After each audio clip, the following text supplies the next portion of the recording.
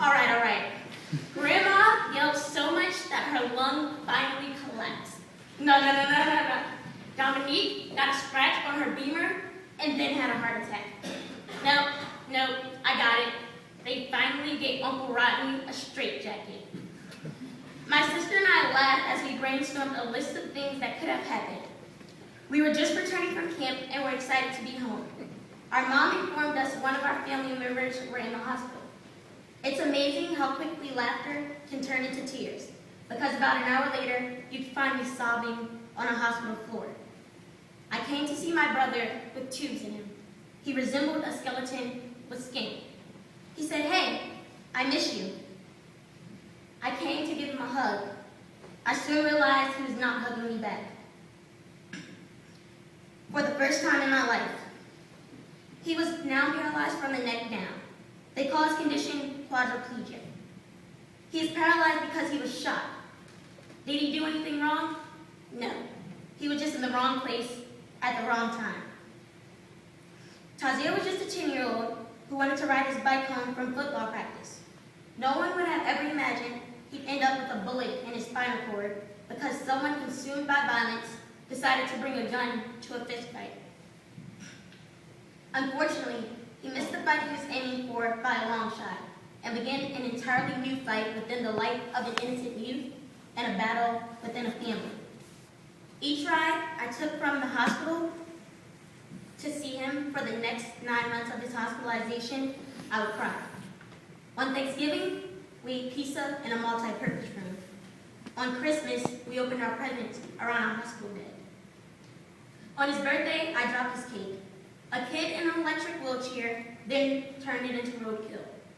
Zahriyah then goes, "Man, Biggie never lied. Earth days were the worst days."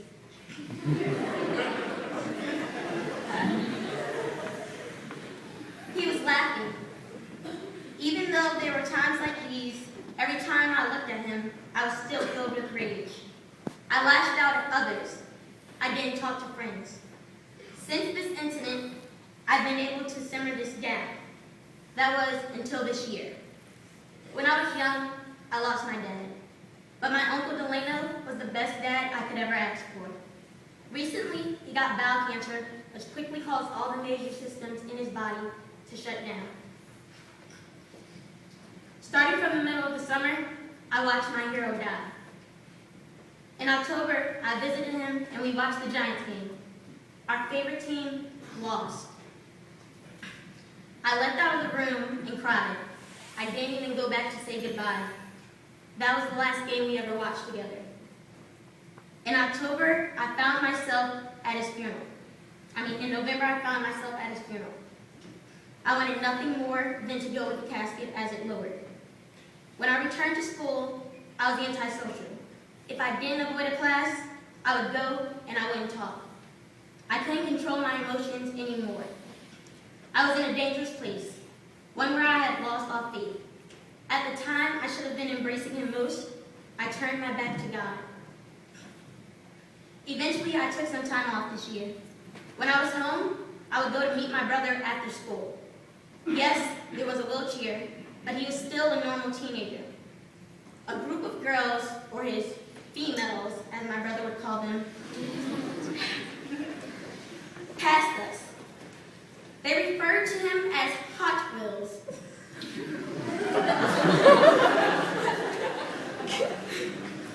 Emphasis on the hot. Doctors told him he'd never use his hands again.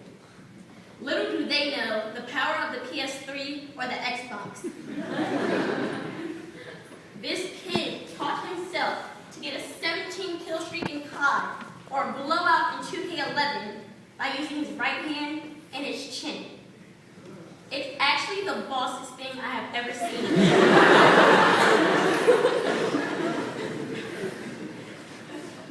If you cannot do this, you are simply not a boss.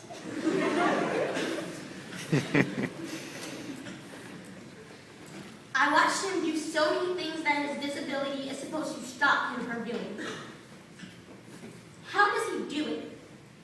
Okay, guys, do me a favor. Stand up. No, seriously, stand up. Stand up. Stand up.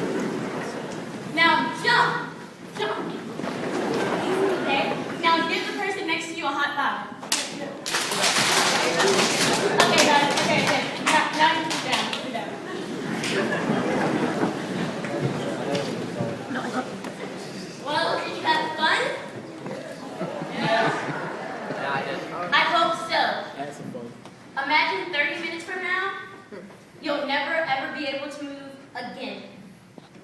How would you handle this? Would you keep a positive attitude? Would you work hard to defy them telling you you'd never move again? I highly doubt I would be able to, but my brother is. I asked him, how do you still do all this stuff and not give up? It's not fair that you got dealt the worst hand in the game, yet you still played. He responds, Zahriyah, I love you. But just like Tony Duck said, you can't let the fear of striking out keep you from playing the game.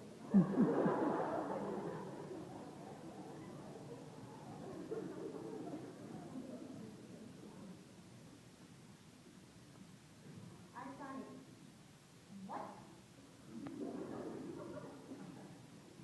He responded with sarcasm. Don't you go to private school? Whoever's paying your tuition should ask for a refund.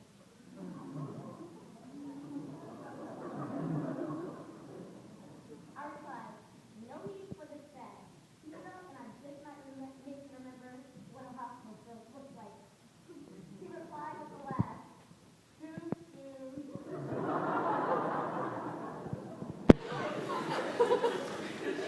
He decided to continue in the same sassy tone.